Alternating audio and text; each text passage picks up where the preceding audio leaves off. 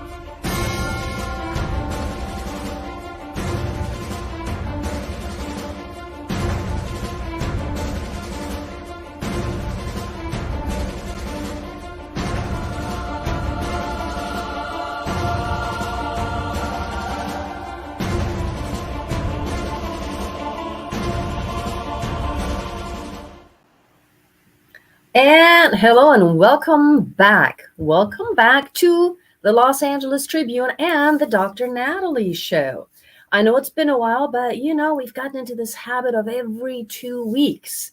Now, there will be a little change with that because next week I want to be back with Today's World. The new segment I created to talk about issues of today. Still trying to figure out what exactly to talk about because a lot of the guests that I've asked are actually unavailable because they have some things to do, such as protesting, such as talking with ministers and politicians. So we'll figure it out. It might just be you and I talking about Today's World next week. So mark your calendars for that. However, today we're going to do some real talk or straight talk.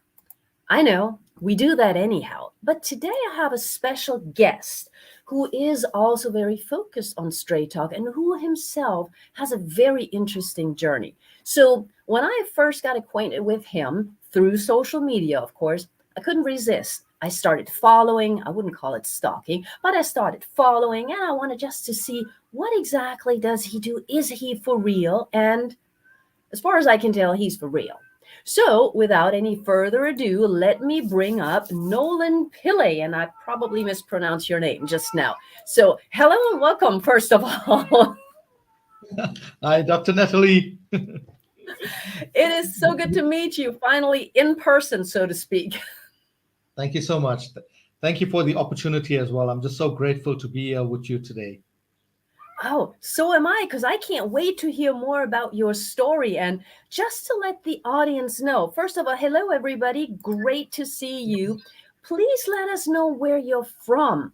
The reason why I'm asking that is because the Los Angeles Tribune right now is everywhere. I'm in Germany. The Tribune is in Los Angeles, California, United States. And Nolan, you are in? Johannesburg, South Africa. So we're really global right now. We just need some of our regular visitors and viewers and engagers also from the Philippines and other places. So, Nolan, in case somebody doesn't know who you are, I always like to start out with my guests telling their own story because it's better straight talk from their own mouth. Tell everybody a little bit about you, first of all, would you? Thank you, Dr. Natalie. So, it's such a long story, but basically Nolan comes from a poverty background. But as you know, I don't want to focus on poverty because 90% of the people in Africa go through poverty. I want to focus more about how one can get through poverty because it's not a very nice thing to be under.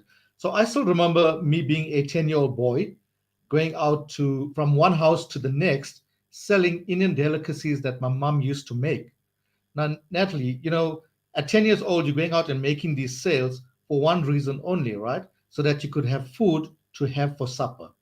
And it was very simple. If you did not make a sale, it just meant you go to bed hungry. But of course, it all wasn't lost because we still had water to sustain ourselves and we could still go to bed with something in our tummy. And further to that, the schools did provide some sandwiches for us in the form of peanut butter or jam sandwiches, and we were ever so grateful for that. I still recall going to school on a cold day with no jersey, and when I say no jersey, your bones are like feeling like brittle in this cold, rainy weather. There's no shoes. It just adds to it. So life was very difficult for me. And I know in my heart that my parents did their best to grow me up into the youngster that I am. But more so, going out and doing these sales was really a way of me and my siblings bonding. Yes, people used to laugh at us and wonder, why are you going out and doing things like this? But little did they realize it was all about survival for my family and I, for my siblings as well. For one, a few years, I remember becoming a PA. And now most of you may wonder, a PA, personal assistant? Absolutely not. It's actually a petrol attendant. In South Africa, we call them Bowser boys. That's filling petrol into people's cars. I know in the US, you get to fill your own gas now because there's no Bowser boys doing it. But cleaning the windscreen, filling the oil, checking the pressure, etc. I did most of that as well as part of still growing up and being in school. A lot of that growing up taught me to keep certain values. But hey, life doesn't happen the way we want life to happen, right? I remember it was 1989. I wrote my metric exams, and I'm so full of confidence because prior to that, for 5 years in a row, I'm Sportsman of the Year. I'm really excelling in the sporting arena. And I also thought with my education, I had my education intact up until that year when I wrote my metric exam and I went out to look for my results. Now, back then, we had to go to a newspaper office, wait up till midnight to see if your name appears in the paper. That's the way we got the results, unlike today where it's electronically. So I get this paper and I'm going through the list and I'm looking, my name is not here. So I ask a friend of mine, please come and check what's going on here. And he said, well, I'm sorry, your name is not there.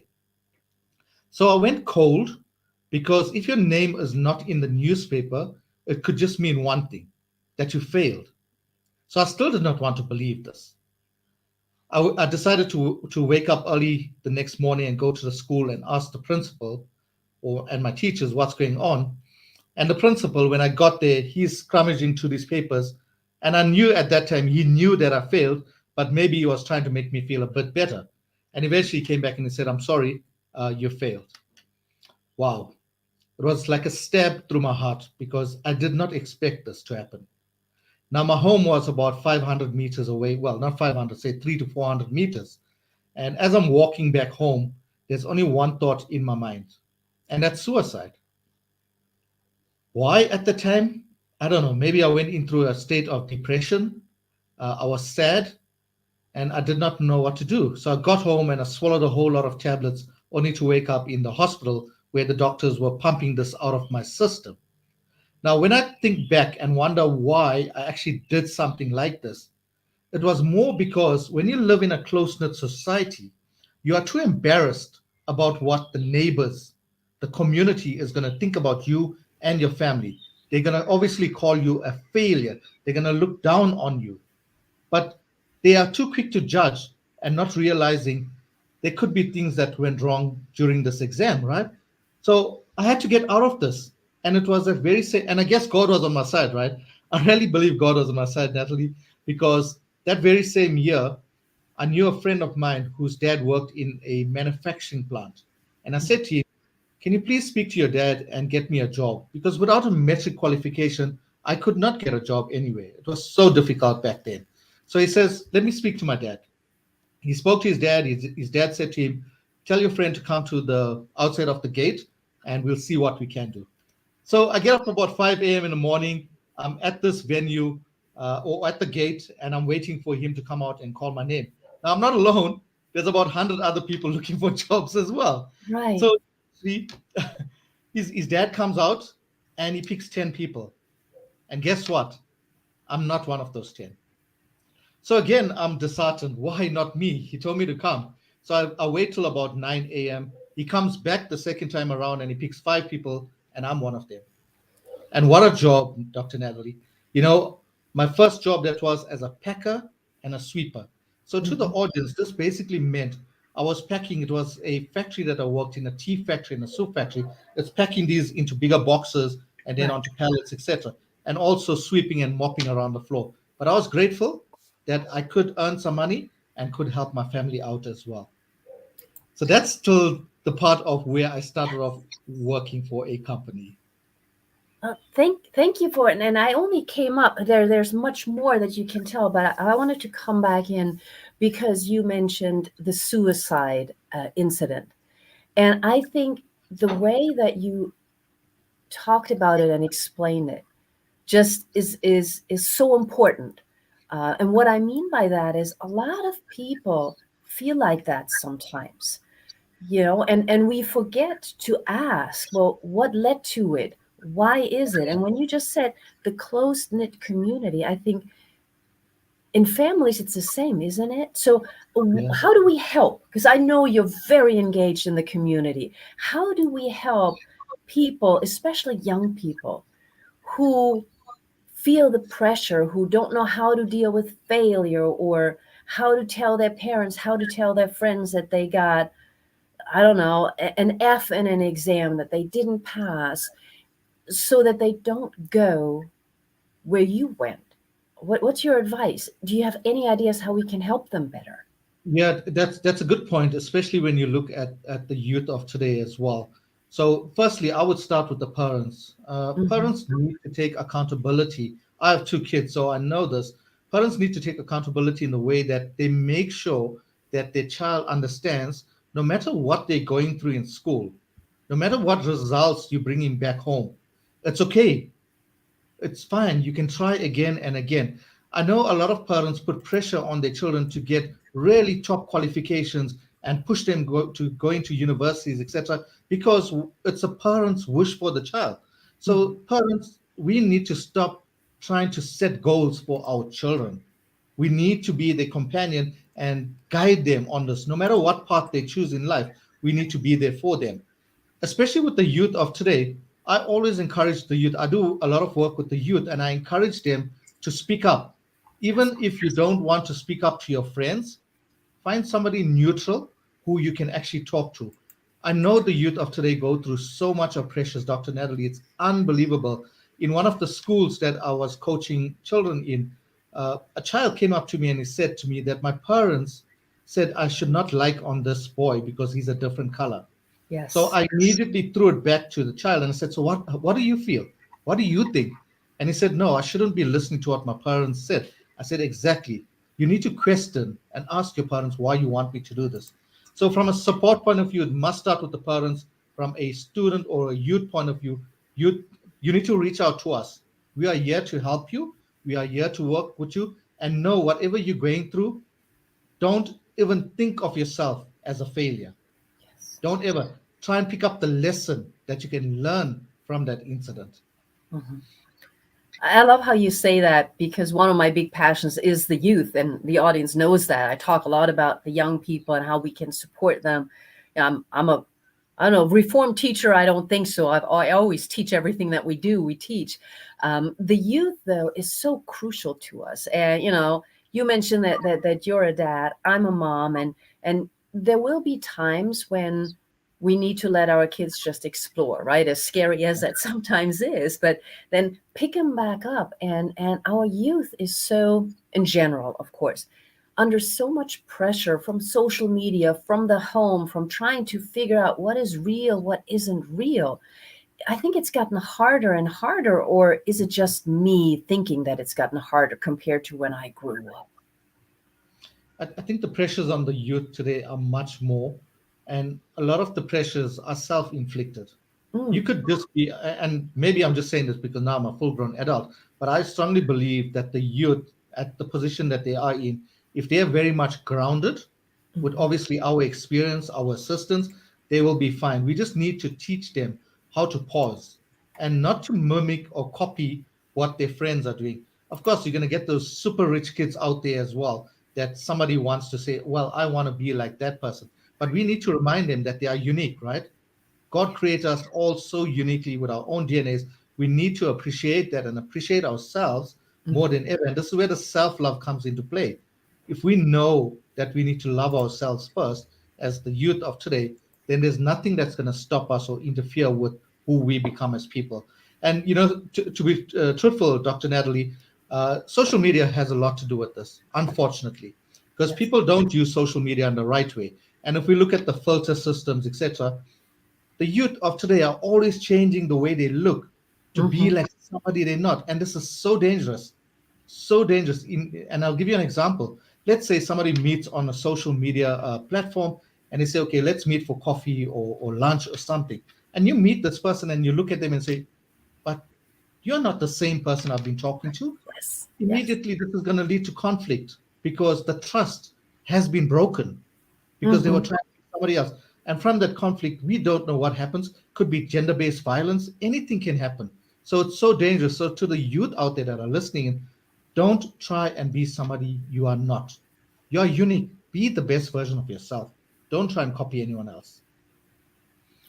Yes, and but I think that actually that goes for adults too. I mean, Absolutely. there's so many examples out there, social media or elsewhere. You know, we always say, "Well, I look up to somebody," and I had that conversation with somebody very close to me. I said, "I don't really want you to look up to somebody because if you look up to somebody, it means you're always not Right. enough."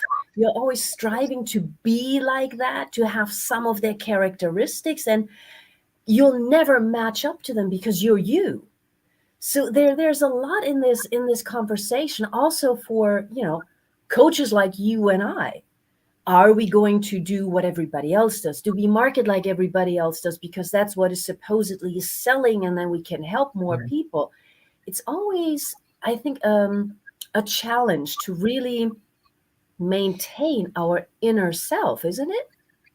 Absolutely. And I'm glad you mentioned the coaching as well. Gone are the days where we need to coach others from a script. Mhm. We need to coach others from a place of authenticity Yes. because that's what people relate to. That's what people can resonate with. So when we come from an area like that, your student will appreciate you much more as well. So be real. Don't try and be, like you said with adults. Adults do this all the time. They try and be somebody they're not. And Hmm. Hmm. the one thing they shouldn't do is don't be ashamed of yourself. Like we said, God created us uniquely for a reason. We have such immense potential within us. We need to unleash that. And I know that you, I believe you use the phrase, be the best version of yourself. Yeah. Um, and to be honest, I got some issues with that statement, but we can talk about that. you know, why do you use that phrase? Because it is true in so many ways. Why do you use that phrase, and what exactly do you mean with that? Be the best version of yourself. So, in a nutshell, it's basically saying your only competition should be yourself. Because the moment we try and get out of this place that we are in and want to compete with friends or family or whoever's out there, then things start changing and you lose your originality and your authenticity as well. So to me, when I say be the best version of yourself, I want you to rock up in any situation as your best self. And I'll give you an example. Let's say, for example, you're going for an interview and you cannot afford this coat because of your circumstances. Go as you are and have the ability to say to the person that's interviewing you, you know what, I must apologize, but I could not afford to get a coat to use for today. The person that's interviewing you will appreciate that comment more because, and I hope they appreciate it more because they can see the honesty coming from you. So when I say be the best version as well, focus first on your human values. And I Mhm. always start with there. And the reason why I do that is if you look at the world we live in, there's a mix of races, religions, sex, culture, whatever it is. Now, I want you to practice how you can be your best self. And by doing this is, for example, if I want to understand who Dr. Natalie is, I want to understand your culture, your religion, where you're from. And when you understand where Nolan comes from, his culture, etc., would we not carry on better or get on along better? Of course, we're going to be more tolerant of each other. Imagine if we can spread this message to the world and teach them racial tolerance, religious tolerance. We will get on so much more better. So be the best version of yourself is all about being you, for you, and compete with yourself. Because when you wake up every morning, ask yourself, what can you do differently today that can make you a better person? And I must say, Dr. Natalie, I learned this very late in life. I must have been in my 40s when I started understanding this a bit more as well. Because nobody's perfect. Nobody lives a perfect life. We learn as we go along, right? Yes, I love that you said that because I've got issues with some of the accustomed words because I'm always trying to see, well, what does it really mean? And so one of the words is failure. I sort of try not to allow it in my house, for example, because I think it's not true. Not only from what we see, and you've said it as well, failure just means there might be another door opening, or what is the lesson that you're learning? And I looked up the word. I'm a historian by trade, so I looked up the origin of the word, and it means, to not see it the way others see it. Yeah. Yes. So a failure then means, whether it's an exam at school or whether it's, not getting a job, it means you didn't see it the way others see it. Now, how can you change your point of view? What other doors opening? And so, another word, of course, is the word race that I've got huge issues with, but that's for another story because this is about you. And so you are originally from South Africa. Yep. Good. I'm actually fourth generation South African. Yes. So there are a lot of ideas about South Africa, stereotypes, stigma. And just for everybody to understand, culture is not just South Africa. Then there's cultures in South Africa and in Germany and in the US. And then there's family cultures and there's tribal cultures. So if you were to explain to somebody South Africa, what would you say? How would you explain South Africa to others? I would say it's a mixture of everything that you can find on this earth. Yeah. So to speak, because you're right, we have so many different languages in South Africa, and this really bothers me a lot, right? Because I don't like using the words black and white. Mm-hmm. And in South Africa, I fall under the black category, but they've gone on further to call me Indian black, and they call another person African black or colored black. Why can't you just call us human? Why can't you appreciate us for who we are? So when we have these kind of segregations, and this segregation came back is here for a very long time, Dr. Natalie. I don't know if you know much about apartheid South Africa, but I've lived through that. So, that segregation started way back in there, where I feel the government puts you into different areas so that you don't get along with each other and you don't like each other. And now, if you look at South Africa, since we got our freedom, we all should be coming together as a one, as basically portraying oneness in a way, but we still have issues around us. And of course, within each, like an Indian black, we have different religions already. So it's always divided. But I would say South Africa it's so cultured. And when we really get together, like if there's a sporting event, we can carry on like a house on fire. We can get on so well with each other. It's unbelievable. But when that sporting event is not here, we tend to be bickering at each other, making other people feel less than who they should be, less valued. And I guess this could be in all of the countries as well. So, it's just a mixed breed of wherever we are. And I like to go back to us not being so segregated, even in this day and age. Yes. And that's the reason why I asked you about South Africa, because there's so many stereotypes. And there are other countries like that too. I mean, Germany, there are a lot of stereotypes as well. And yet it seems to be sort of the same pattern. When there's a sporting event, when there's something where people can pull together, they all, yeah, we're all one. Yeah. And then right after that, we're only seeing our differences. We're no longer seeing the similarities. It's like I'm better. That all the categories keep popping back up. And when I'm thinking about categories, I'm thinking about coaching. Others may go in a different direction, but coaching, you and I, we're both coaches, and we both help others transform their life. Personally, I prefer the term mentoring. Yeah. So when we're talking categories, you're a coach. Why did you choose to coach? Let's go there first. Why do you choose to coach? What are you trying to achieve with that? That's a good question. So, we all have this coaching or mentoring in us, I guess, ever since we little, right?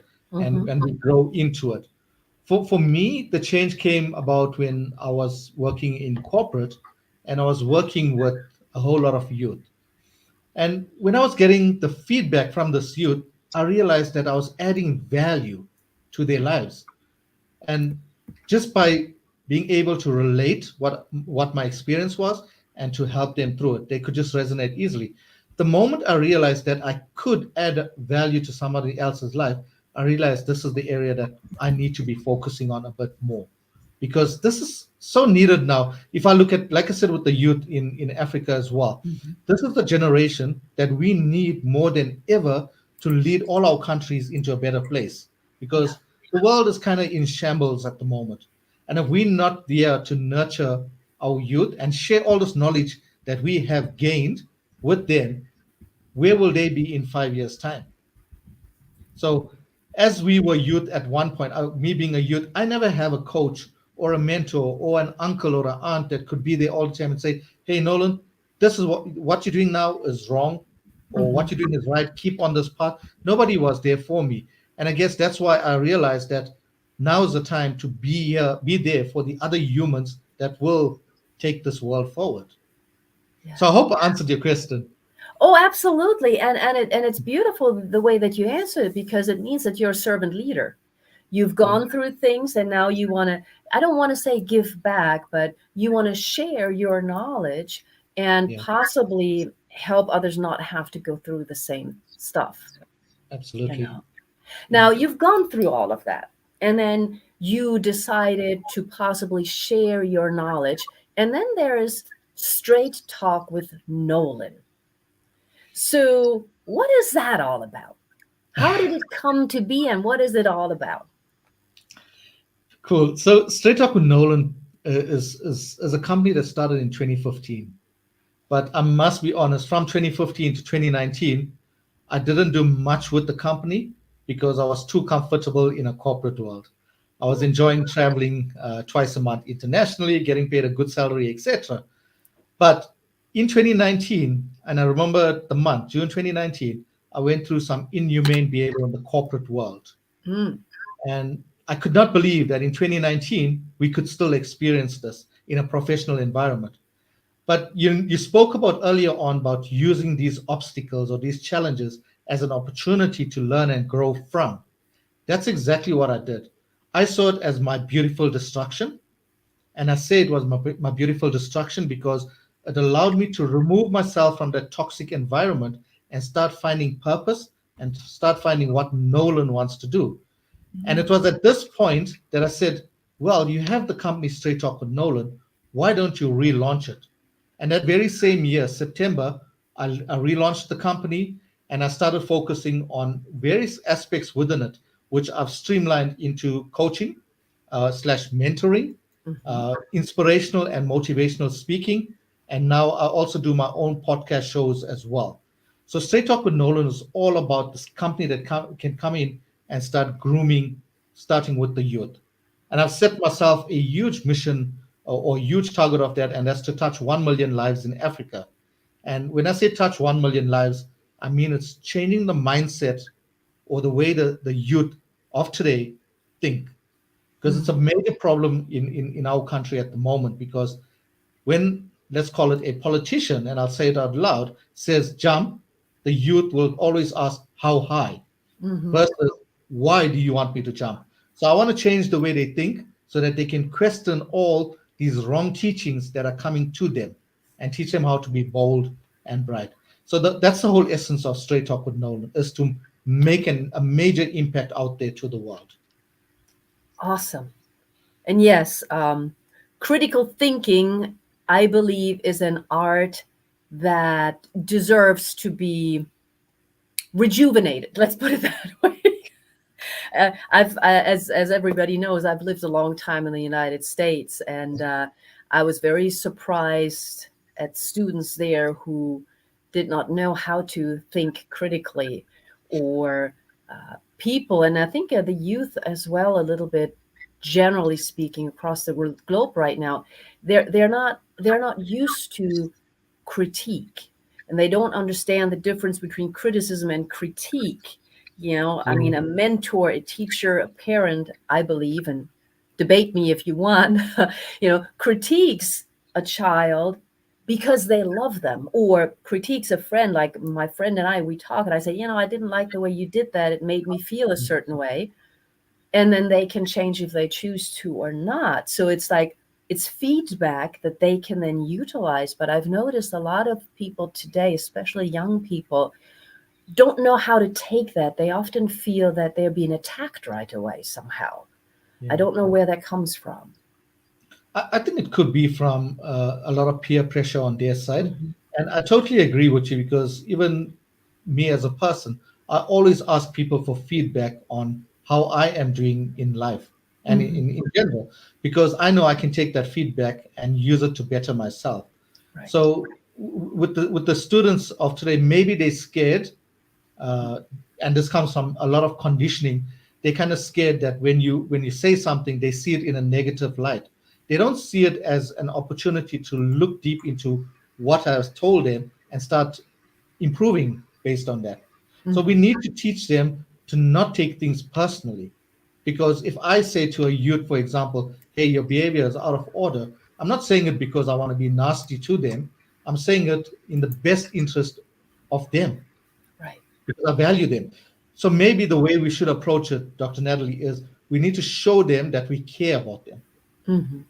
We need to show them that we can add value to their lives, and we really mean what we're saying. We're not just saying it for no reason, because that does happen as well, right? Yes, It of happens a course. lot. Of course. Yes, a lot. I love this conversation, and I got more questions for you, about your books, about the work that we do, that you do particularly, and I want to talk about the youth. However, it is about halfway through the show, so we're going to take a teeny tiny break, and that means I can have a sip of water, you can have a sip of water, and everybody, don't go anywhere. We'll be right back in about 50 seconds.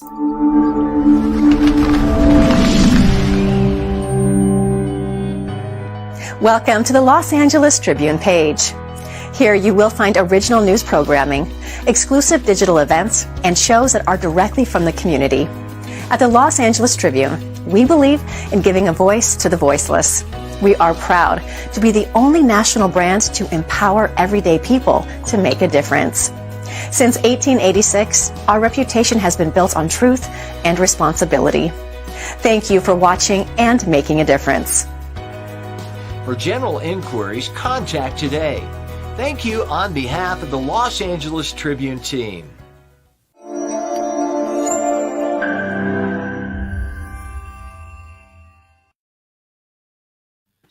And we're right back with Johannesburg, or better, Nolan Pillay. I want to ask the first question after we've covered a little bit of your background, and I know there's a lot more. One of your books is actually called Breaking Bad Habits in 90 Days. So, bad habits, breaking them 90 days. That's a lot of pressure on somebody reading that book. Talk to me about the book and how we can achieve that, in your opinion. So the reason, firstly, why it's 90 days, they say it takes about 90 days to break an old bad habit. Mm-hmm. So in the book, basically, it goes through a 90-day period where you can list habits that you experience, and it guides you on how to kind of break those habits, right? Because of the conditioning that we have, none of us were taught to be grateful for things that we have. like gratitude, for example. So in that book, basically, I'm saying to people that every single morning when you wake up, list 5 things that you should be grateful for. And even if it's the same things, like you're grateful for waking up every single day, that's okay because you should be grateful for waking up to see another day.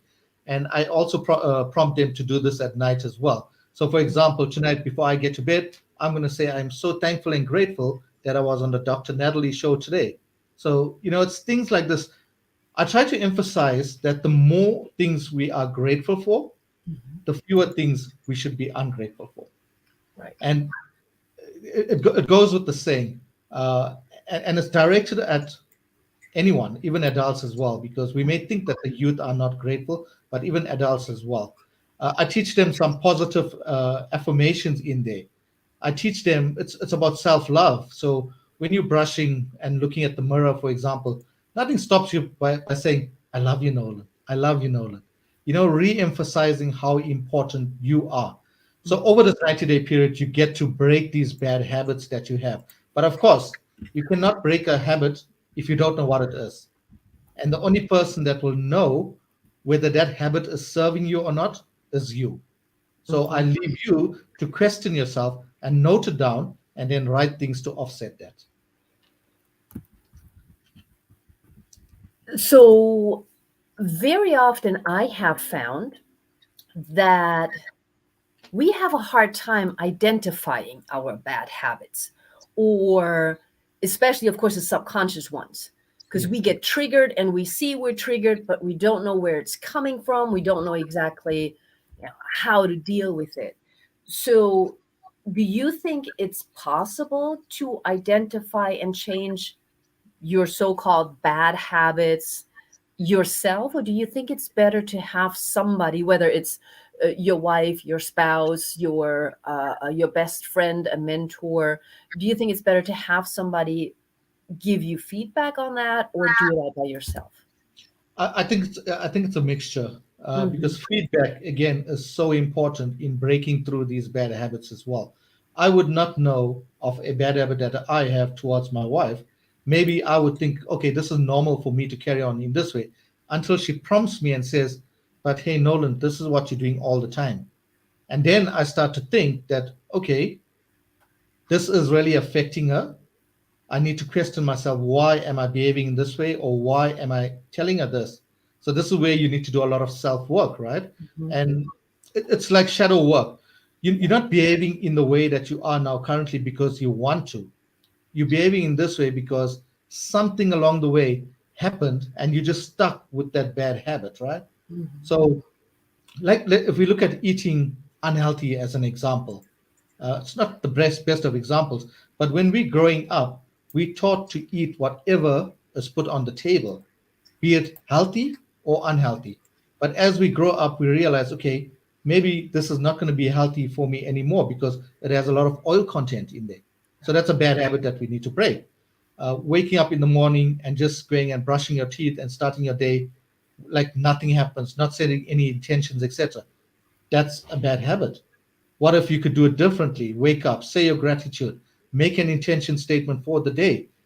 See how that works for you. When that starts working well for you and you see the results coming, you want to stay on that track as well. So it Right. is a mixture. But of course, a lot of people that have not been accustomed to this need mentors and coaches. There's no doubt because they have no experience in it. Nobody's taught them this. Right, right. And it's interesting because sometimes the bad habits are autopilot, right? We don't Yeah. even, like you mentioned, getting up in the morning. I mean, are we really, are many people really paying attention to what am I doing first? What am I doing second? Or is it just all of a sudden you find yourself in the office or in the car or on the train? Yeah. Those are always interesting things. And when you were just, bringing up the example with your wife, I was also going back to, and hello to your wife. I think she's in the audience. She said a couple of things. So I also, my, my number one fan. good. I like that. I like that. Um, Sometimes combining bad habits and culture, sometimes a word that you may mean as a compliment may trigger me in the completely different manner. I think the audience knows one of those words for me is cute. Just cannot take the word cute. It's just like, no, no, no, no, no. But I know it's meant nicely as a compliment, right? Yeah. So I had to have a conversation with people about that they know when they say that word, I may get triggered. And I know when so sometimes it's just about the communication, isn't it? Yeah.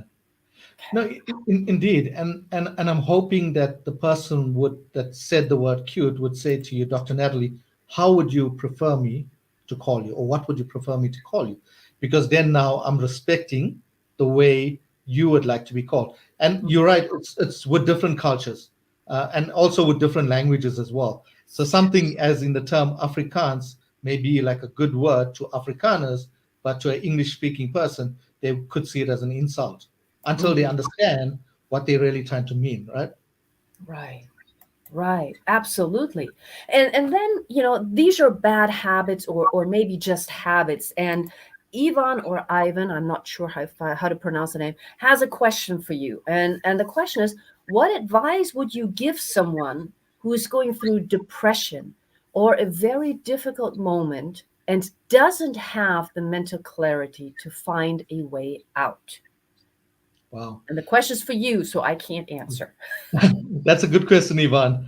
And that's a friend, a soul brother of mine who's all the way from Portugal. So, Beautiful, you yes. know, a lot of people are going through depression now, Dr. Natalie, and they don't know how to reach out. And it's more of they need to open up. They need to realize there are safe spaces where we can open the door for them to be vulnerable. Mhm. And that's what they need to do. Don't try and fix this on your own. And I'll give you an example, right? We know COVID came along and it took out a lot of people. There's so many people that have lost their loved ones that are still in this depressive state because they have not made sense of what has happened, like all of us as well. But you need to speak. The more you stay in this depressive state and not voicing yourself, guess what's going to happen? It's eventually going to lead to more sicknesses, and more sicknesses eventually leads to us fading away, and you don't want that with your life. So I want you to value your life and reach out to people that have been on similar journeys. So it depends what if you've been through suicide or contemplating suicide, etc. Speak to a person who's been on that journey, understand what they've been through, and watch how quicker you will resonate with it. So in summary, I would say reach out to people that can create a safe space for you. And it's very important that you reach out to people that can create the safe space and not make a joke of what you're actually going through. You got to do that. Find the right people. There's thousands of people out there. There's many people that you can reach out to. I mean, Dr. Natalie says that, and myself as well. We do a lot of work in this space as well. So, reach out to us. And if we are not close by, find somebody who's closer to you. But just know that it's okay not to be okay. It really is. I think that is so important. It's okay not to be okay.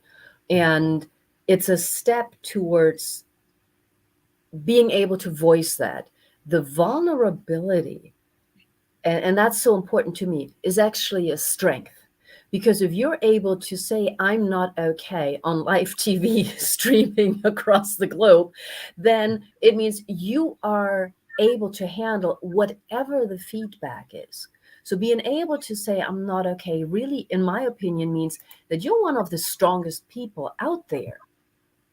Otherwise, you wouldn't be able to even voice it. And the only things that I would add to, what Nolan said is go out of your house, go Yeah. out in nature, and if possible, find an animal you can take care of. Because very often, communicating with nature, and I'm just going to throw animals in there as well, really helps us see things differently. Those are things that I have found a lot. Even if you're just taking a walk, and we know that there's something that's called, forest bathing, where we cleanse ourselves, but being out, because then suddenly we see things with different eyes. So I think that's also very important. Thank you for that question, Yvonne. Very important. Sharing your story and finding the right people. And there are also, by the way, hotlines. There are a lot of hotlines in every country. Yeah, They're there for a reason. And when you call them up, there's somebody who listens to you and maybe they yeah, have some advice. Um, you just mentioned something as well, Nolan, while you were, sharing your wonderful thoughts and how somebody can work on that. You mentioned COVID. And there are hundreds of thousands of people who have different opinions on COVID, what it is, what it isn't. However, if I'm not mistaken, you also wrote a book about it. So, yeah. COVID, depression, dis-ease. Talk to me about this book and why you wrote it. So it's based on my journey through COVID. In January 2021, after being very stubborn about it and spending 8 days at home, my family decided that they would take me by force into the hospital. I did not want to go to a hospital because I did not believe this COVID thing was real. All I know is prior to those 8 days, I tasted some chemicals on my mouth.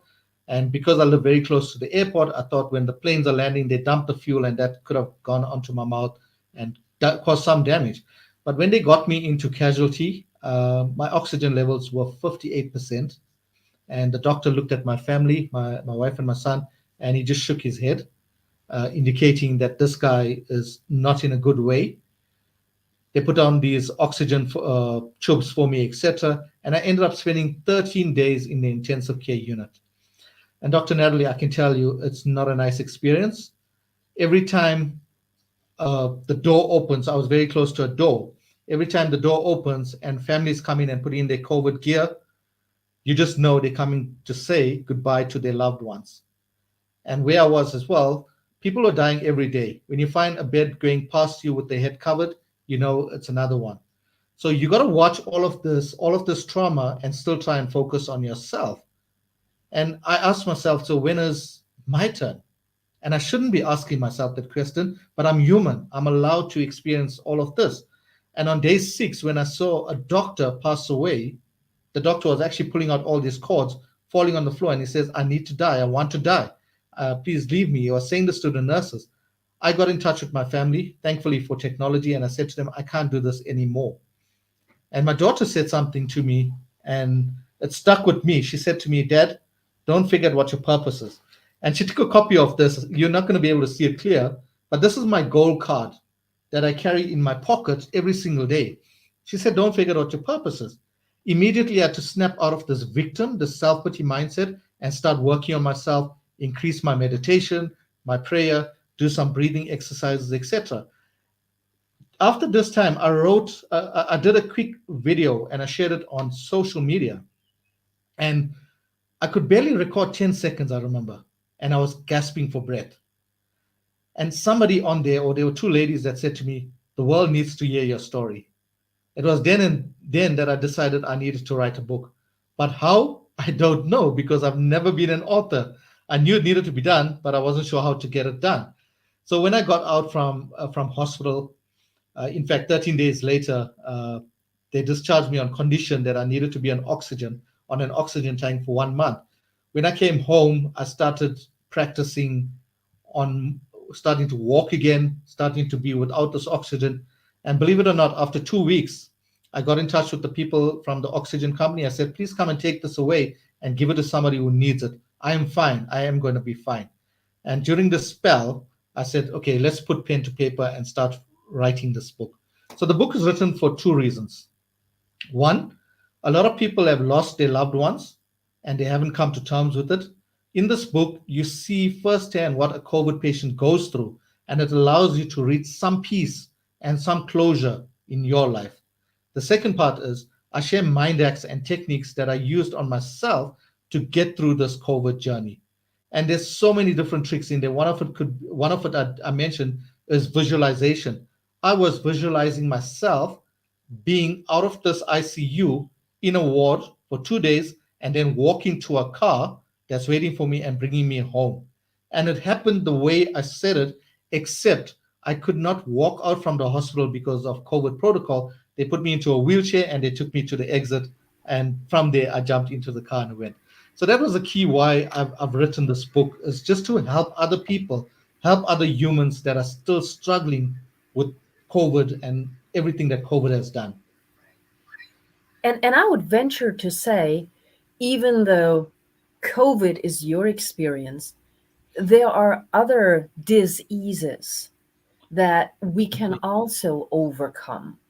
Yeah, Sometimes we need the help, sometimes we need to be in the ICU, but also the inner work. So I'm sure that some of the techniques that you're sharing can also be applied in other conditions, as we have absolutely. seen as well. But that, of Yeah. course, is a very scary story, a real one, but it is very scary. And Sima was saying, I remember it. So I'm sure there was a bit of discomfort as well with that.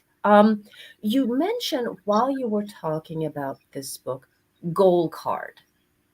And Ivan, of course, Ivan jumped right in and said, a goal card can be powerful. So, what Yeah. is a goal card? What is it, and why should everybody use it? So this is something, Dr. Natalie, and I must pass it on to the late legend Bob Proctor, because this is where I learned it from. So a Yes. goal card is basically a list of goals that I would like to achieve in my life. Now, the reason why I write this down and keep it in my pocket is every time I put my right hand in my pocket, I'm reminded of my goal. I'm reminded of what I still need to achieve. And this kind of changes very often because my goals manifest and then I got to update it all the time. So it's a reminder. So a lot of people float around the world without having an idea or direction of where they're going to, right? So think of a goal card as a destination. If you want to drive from here to Los Angeles, for example, obviously you have to have a goal plan in place. I will stop here, I will stop there, etc., until I reach my final destination. Likewise, a goal card is a list of items or things that you want to achieve in your life. But Hmm. write it down and follow through with it. It's very important. Like I said, the important thing for me is keeping it in the pocket. And every time my hand is in my pocket, it's a reminder. And I Hmm. keep this with me all the time as well. So if you haven't got one, do one or get in touch and I can guide you on how to create one. It's such a Yes. simple technique, but a powerful technique indeed. Yes, and whether it's a goal card, which I know the wonderful Bob Proctor has taught for many years. It is other things also, little reminders. So whether you write down the goals or whether you have a little pictures, I'm not talking about the vision map or anything, but little things that every time just remind you. It's a different way of an affirmation, but extremely powerful because we happen to live in this world, so there are lots of distractions. Yeah. you know, Oh, especially as parents or as if we have siblings, if we are kids, we have parents that we need. I mean, there's a lot going on. Um, Nolan, I love what you're doing. There's one question that I've been wondering about, and it has nothing necessarily to do with how you teach and how you train and how you help transform and you speak. But Mind Valley keeps popping up with you very prominently, not just in your own studies, but you're also saying that you're a Mind Valley ambassador. And that's right there in your bio. yeah. I've always loved Mind Valley, so I'm not going to, talk bad about it. But why? What does it mean to be a Mind Valley ambassador? Why is this so important to you that with everything that you're doing, that's still part of your bio? So I love the question. I love the way you said it, Dr. Natalie, as well. It's because even though I do what I do by coaching others, speaking to others, passing on all these the knowledge that I have, I still need to do self work every single day. So what Mind Valley provides and being an ambassador basically means that you connect with like-minded people, and this is so beautiful because the conversation with like-minded people is so different from having a conversation with a person that's always complaining and whining. So Mind Valley to me provides something where every single day I can do a lesson to work on myself, be it my soul, my mind, or my body, whatever it is. It provides this platform for me, and it's powerful because I'm currently doing a session now with Mary Diamond Yes. as well. Yeah, so it's so beautiful, and she speaks about your environment and the numbers and everything that's important. And it teaches one about decluttering and things like that. So every day, there's so much more you can actually learn from Mind Valley as well. I joined them about 3 years ago, and it was at a time when it was 2019. I was going through my own challenges back then as well, by leaving corporate, etc. And I realized I needed to work on myself. And I realize every single day I'm still a work in progress. I will never be perfect, but I can learn from everything I'm going through and grow through it as well. A lot of people tend to just go through life. I would say to them, learn and grow through life. It's much more rewarding. Yes, I love that you're taking lessons with Marie Diamond right now. She's one of my mentors as well, and she is just an amazing human Beautiful being. soul. It's Beautiful. Yes, and I have the pleasure of spending some time with her in ATL Europe twice a year, plus more. So there are so many wonderful teachers out there, and also in Mind Valley, of course, because that is like a hub for amazing Yes. people. But I think the most important thing, whether it's Marie, whether it's Vishnu, whether it's Christy, the thing is evolve, Yeah. right? We need to work on ourselves, and I love how you put it, because that's part of why I want to do the show, that people see, when we don't wake up and every day we go like, yeah, this is it. No, sometimes I wake up in the morning, I don't know about you, and I'm like, oh my God, it's 10 to 6. Really? Again? And then I'm like, okay, no, I'm here. And then I write my gratitude, I meditate gratitude, and I go through my rituals. But there are mornings or afternoons where I'm like, okay, I need a break. It's Yeah. not always just easy. How is it for you? Is it always just like, yeah, or No, it's never. We humans, and we're such a delicate species.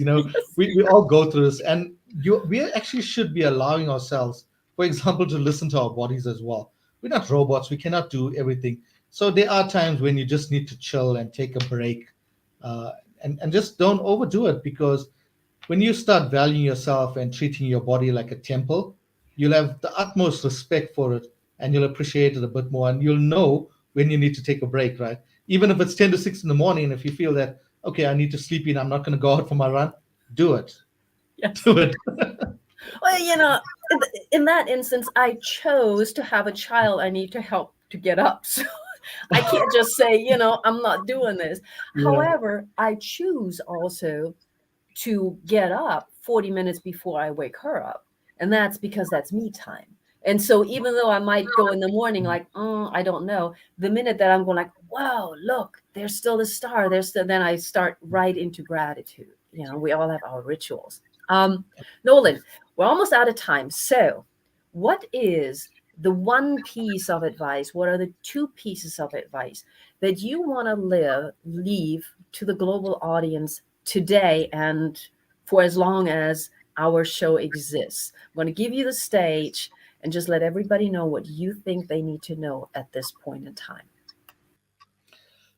Thank you for that, Dr. Natalie. I think the first one is, whenever you meet anyone, and I've learned this also through my learnings along the way, whenever you meet someone, make sure you leave that conversation adding some value to them.